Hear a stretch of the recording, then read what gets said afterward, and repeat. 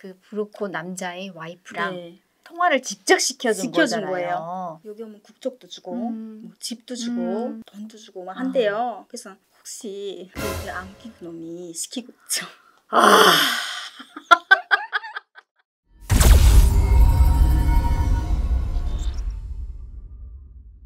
시청자 여러분 안녕하세요. 중고차는 유미카의 이유미입니다. 오늘은 정말 딱 봐도 정말 아리따운 그래요? 감사합니다.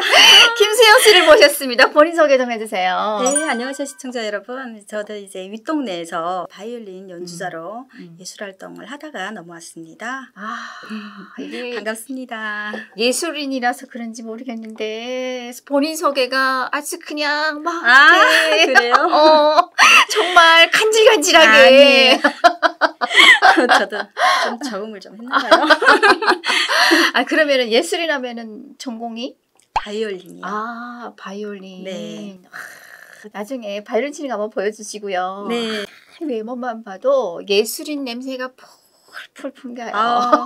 다행이네요. 이렇게 정말 예쁜 우리 수영 씨가 그것도 북한에서 예술인 하게 되면은 그래도 그냥 막 평범하진 않잖아요. 예술인들이. 네. 그러면은 북한에서 예술인으로 살다가 어떻게 우리 대한민국까지 오실 생각하셨어요? 생각을 해본 적이 없죠. 전혀. 여기 와서 제가 지금 산다라는 거는 꿈도 꿔본 적이 없었고요. 북에서 사실 평범하게 산다라는 거는 쉬운 일이 아니잖아요. 그쵸. 평범하게 산다는 것도 사실 어려운 일이죠. 그렇죠. 근데 저희가 그래도 그나마 밥술을 떨구지 않고 먹을 수 있고 그래서 내가 바이올린을 배우면서 살 수 있었던 거는 이제 저희 아버님이 운전기사를 하셨거든요. 이제 운전기사라고 이렇게 말씀드리면 여기는 뭐 저도 운전을 하지만 그쵸. 다 운전을 하잖아요. 그쵸. 근데 이제 북에는 여기로 말하면 60년대라고 생각을 하시면 돼요. 맞아. 그때는 이제 차도 여기도 많이 없었고 힘들었잖아요. 그렇죠. 지금은 이제 남한 분들이 너무 다 발전했죠. 열심히 하셔가지고 네. 급발전을 한 거잖아요. 음. 근데 아직도 거기는 그때 60년대를 지금 벗어 못 나고 있거든요. 그러다 보니까 저희 아버님이 운전기사를 하시면서 먹고 사는데 어렵고 그러네. 이런 거는 없었어요. 네. 제가 또 타고난 끼가 좀 있어가지고 아빠한테 삼녀를 졸라가지고 바이올린을 배우게 됐는데 정말 열심히였던 것 같아요. 은근슬쩍 본인도 이렇게 자랑도 해주시네요. 사실은 내 자랑이 아니라 사실은 아버지 자랑. 네. 그러면 그렇게 아버지도 잘 나가는 운전기사였고 우리 대한민국 국민들은 막 운전기사 그게 뭐 여기서는 그냥 하기 싫어서 안 하는데 맞아요. 라고 생각하시는데 북한에서는 정말 최고의 꿀보직입니다. 네. 그러면 아버지가 운전기사도 일을 하시다가 또 본인은 또 바이올린까지 치고 하시다가 어떻게 그럼 대한민국까지 오게 됐어요? 저희는 이제 쭉 사는 과정이 평범하다 보니까 저희는 그냥 쭉 이렇게 사는 줄 알았어요. 근데 아버지가 갑자기 교통사고를 당하셨거든요. 그 이후로부터 저희 아버지는 못 일어나셨어요. 근데 그렇잖아요. 사실 북에는 은행이 있어요. 대출이 돼요. 뭐가 돼요? 아무것도 없잖아요. 그러니까 저희는 아버지가 이제 돈을 벌고 하면은 이제 그 캐리어, 여기로 말하면 캐리어, 우린 트렁크라고 하잖아요. 거기다 그냥 돈을 이렇게 쌓아놓고 하나씩 꺼내서 쓴단 말이에요. 근데 아버지가 누워 계시니까 그 돈이 이제 바닥에 나는 거예요. 점점. 안 되겠다. 이게 뭐지? 그리고 이제 옆에서 막 죽어나가고 하는 걸 봤잖아요. 내가 앉아서 바이올린이나 켜고 있을 때가 아니네. 이게 순간 정신이 활짝 든 거예요. 그래서 이제 부모님 몰래 탈북을 결심을 했어요. 네. 그래서 나도 아버지가 저렇게 누워 계시니까 제가 또 맞이해요. 이 집을 내가 이끌어 가야 되겠다라는 뭐 갑자기 그런 압박감이나 책임감 같은 게 확 생긴 거예요. 그래서 진짜 순간에 확 돌아서 그냥 탈북을 결심했죠. 그때 제 나이가 탈북할 때 나이가 26살이었거든요. 근데 제가 23살부터 장사를 했었어요. 뭔 장사였냐면 여가 담배. 그 여가 담배를 제가 직접 만들었어요. 담배도 만들었어요? 이렇게 하면 또 제가 욕먹을까봐 짝퉁을 아니요. 만들었다고. 아니 뭐 북한 짝퉁 세상인데 뭐. 제가 여가 담배를 만들기 시작했는데 그게 중국에서 담배 각부터 시작해서 여가봉 그리고 여가찌 이거 다 나와요. 그래서 그걸 그대로 사다가 집에서 만들었어요. 아예 말아서? 직접 만들었어요. 그러다 보니까 회령 쪽에 왔다 갔다 보니까 제가 좀 정보를 좀 알았잖아요. 중국에 가가지고 돈도 많이 벌고 이제 조금 나도 거기 가면 돈을 많이 벌 수 있지 않을까? 그때 이제 어떤 브로커가 다 그러더라고요. 제가 사실은 얘기해야 되나? 해요. 네, 4월에 제가 넘었는데 10월 달에 결혼식 사실 날짜가 잡혔었거든요. 네, 그러니까 남자친구가 있었어요. 근데 그 4월 달에 약혼식을 일단 하고 약혼식 하서 며칠 있다가 제가 넘어갔거든요. 근데 그 이유가 중국에 가서 6개월만 벌면 10년 먹을 돈을 벌 수 있대요. 그래서 내가 4월 달에 약혼을 했잖아요. 그럼 5, 6, 7, 8, 9, 10 6월 달에 그럼 결혼식을 할 수 있구나. 거창한 결혼식을 꿈을 정말, 꾸고. 예, 그리고 정말 앞으로 살아가는데 문제가 없잖아요. 10년 먹을 돈을 벌면 이 기회에 내가 아버지 엄마한테 네, 효도를 좀 해야 되겠다. 시집 가기 전에 이제 아빠 이렇게 누워 계시잖아요. 그렇지. 네, 이 기회에 한번 큰 효도 한번 해볼 수 있지 않을까. 이러고 이제 허망한 꿈을 꾸고. 그리고 이제 그분이 저한테 얘기를 하셨어요. 중국에 가서 돈을 벌 수 있는 길이 있다. 중국에 식당을 자기가 안 돼요. 완전 멋있는 식당이래요. 그래서 어떤 식당이냐, 고급스러운 식당인데 여기를 말하면 평양급이다. 평양 무슨 뭐 어떤 무슨 호텔급이다. 그래서 하얀 가운을 입고 하얀 모자를 쓰고 이제 쟁반 있잖아요. 쟁반도 이렇게 동그란 쟁반이래요. 거기다 이제 음식 같은 거 이렇게 뭐 술이라든가 이제 컵도 이렇게 예쁘게 넣고 이렇게 된대요. 이렇게 들고 사적스럽게 탁 받친대요. 이렇게 가가지고 그냥 이렇게 넣으면 된대요. 그게 제일 끝이래요. 근데 그 얘기 만약에 들으면 어땠을 것 같아요? 북한에는 여성이고 남성이고 식유주의가 이게 먹는 게 제일 큰 고민거리고 문제다 보니까 일단은 먹는 계통에서만 일을 한다 해도 정말 꿀보직이죠. 꿀직이죠. 그거는 진짜. 예. 그래서 거기서 혹했겠네. 할 수밖에 없죠. 그렇지. 사실 어느 여자가 들어도 이 직업은 정말 하고 싶은 그럼요. 직업이잖아요. 그 말을 듣고 다음 날에 넘었어요. 내가 시간이 없잖아요. 그치. 이제 10월 달에 빨리 결혼식을 해야 되니까 6개월을 벌어야 되니까 깊이 생각할 시간이 없었어요. 그러면 그렇게 브로커가 가자. 나는 시간이 없어 해서 넘어갔어요. 중국으로. 간 곳이 어디였어요? 만두 식당. 거기서 이제 만두 빚는 일을 이제 하기 시작했어요.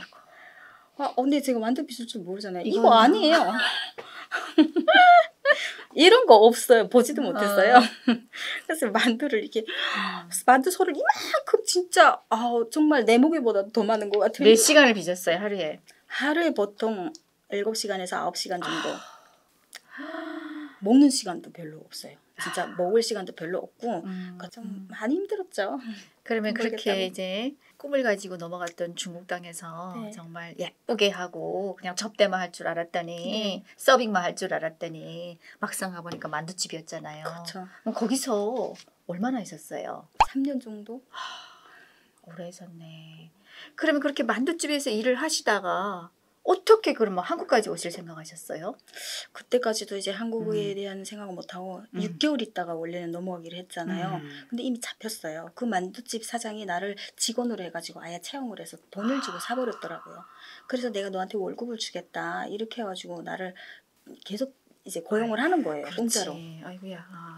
근데 어느 날 뭐지 월급을 안 주는 거예요. 나쁜 놈이네. 그거 그래서 제가 그때 음식하고 배식하는 이걸 다 뒤집어 놓은 거예요. 제가 여기 만두소 뭐 이게 하는 거 식당 이걸 바닥에 쫙 놔버린 거예요. 그러니까 사장은 또 어떻게 했어요? 지 나름대로 또 열받잖아요. 나는 너를 돈 주고 샀다. 너는 나한테 와가지고 머슴처럼 일해야 된다는 거예요. 소리 질렀어요 진짜. 나 북한 사람이니까 나 북한에 보내줘. 막 이렇게 밖에다 대고도 막 소리 지르고 어째 잡혀도 안 가요 나는. 그리고 했는데 이제 이 사람이 그때 하는 소리가 너는 내가 하라면 하라는 대로 해야 돼. 너 이 땅에서 죽어도 부모 형제도 없고 늘 아는 사람도 없고 너 국적도 없기 때문에 여기서 죽어도 누구 하나 뭐 슬퍼할 사람도 없고 찾을 사람도 없다. 너 저 땅에다 묻어버리면 누구도 모른다. 이 얘기를 하는데 그때는 온몸이 그냥 그렇구나. 나 그걸 모르고 살았잖아요.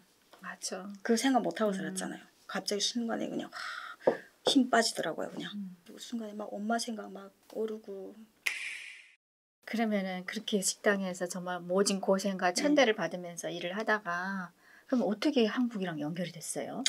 그리고 이제 그때 그 일을 당하고 어쩌다 보니까 이제 북한하고 연락이 됐었어요. 사촌 오빠 딱 친구가 있었어요. 근데 그 친구가 어느 순간에 중국에 넘어왔다고 나한테 갑자기 전화 온 거예요. 갑자기 밤에 넘어왔는데 고처지가 없는 거예요. 이분이.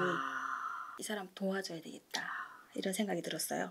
그래서 일단은 의지하고 싶었지. 예. 같은 북한 사람 그런 것도 있었어요. 그럼요. 그러니까 저선 말하는 사람도 없었는데다가 그치. 사촌 오빠 친구잖아요. 그치. 발이 다 썩어가지고 도망가게해서 이제 통상 입은 거예요. 병원에 데려가야 되는데 말을 모르니까 이게 그치. 이 사람이 탈려나면 나도 같이 잡혀 나가야 돼요.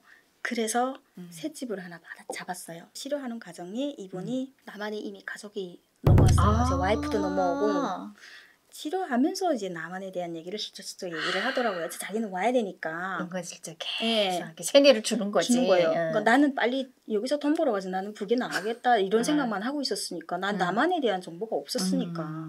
그래서 이제 남한에 대한 얘기도 하고 근데 저는 하나도 안 믿겼죠. 판잣집밖에 없는 나라에 내가 어떻게 하냐 막 이러면서 대한민국에 판잣집만 있는 줄 알았어요? 그렇죠. 한국 드라마도 아예 못 봤었어요? 못 봤어요. 그러니까 야. 그 중국에 갔잖아요. 한국 드라마부터 시작해가지고 일체 차단해요. 나 하나도 안 보여준 거예요. 어떡하니. 하나도 안 보여주고 딱 가둬놔 버린 거예요.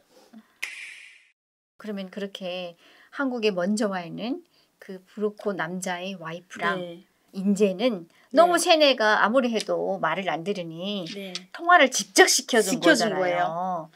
그때 무슨 내용을 어떻게 통화를 했어요? 우리가 북에서 배웠던 그게 아니에요. 이 나라는.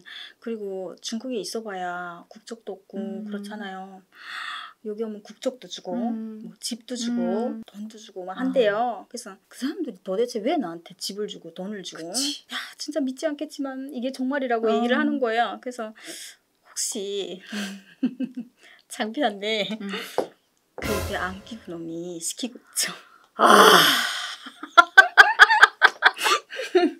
그 와중에 또 안기부가 옆에서 시키는 줄 알았어요. 와. 이 현실이 진짜인 줄 전혀 몰랐어요. 진짜 착하게 살았구나. 정말 착하게 살고 부모님이 하라는 대로만 살고 그러니까 이게 진짜 안 믿겨지는 거예요. 전혀 안 들어오는 거예요. 그러면은 결정적으로 수영 씨를 믿게 한 계기는 뭐였어요?